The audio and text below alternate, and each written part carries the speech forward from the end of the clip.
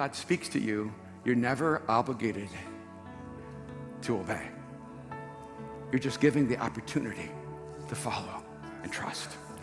But if you hear God's voice, listen to me, if you hear God's voice and you do not respond to his voice, it hardens your heart and it makes your ears dull of hearing, and there'll become a day where you will never hear God's voice and you will not believe that God even speaks.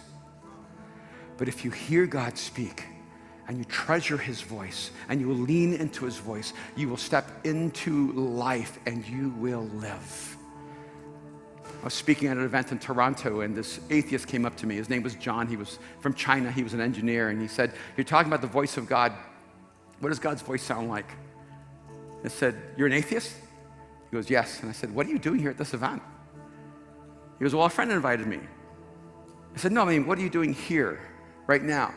He goes, "What do you mean? I want to know what God's voice sounds like." I said, "Well, it sounds like nothing because you're an atheist, so he doesn't exist, so there's no voice." He goes, "No, I want to know what it sounds like to you." I said, "You're an atheist, right, John?" He goes, "Yes." I said, "Why are you here right now?" He goes, "Because I want to know." And I said, "No, why are you talking to me?" I said, "You know what God's voice sounds like? It's kind of hard because most of the time God's voice sounds like my voice, which can be very confusing. Sometimes if he's mad, he can sound like my mom. But there's so many voices in my head. There's a cacophony of voices screaming at me. And a lot of those voices I have allowed to become me. Sometimes it's really hard to hear God's voice, but when I want to give up, sometimes there's a little voice that says, "Nah, you can do this." Have you ever had a voice inside of you when you're just filled with despair and that voice says, "No, there's hope"? You know that all the voices inside of you said you're just not worthy of love, but then there's that little voice that says, "No, you're the object of love." Have you ever had that voice in your head that disagrees with you and you don't know how it's there because it's still you, right? So how can that voice argue with you when it's you? He goes, "Yeah, I know." I said, you're an atheist, right? He goes, "Yes." I said, "Is there a little voice in your head saying, there is a God, there is a God, there is a God?" And you know there's no God because you're an atheist, you're an engineer, you're intelligent, and you know there's no God. But that little voice in your head, it will not cooperate with everything you know.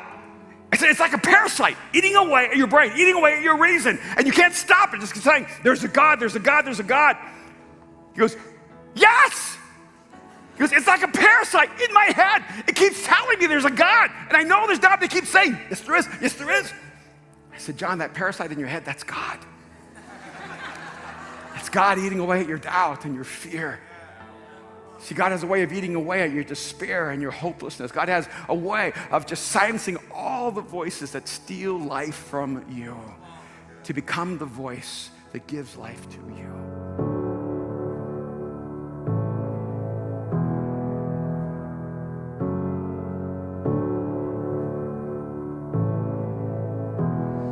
When you speak, confusion fades. Just a word, and suddenly I'm not afraid, 'cause you speak and freedom reigns. There is hope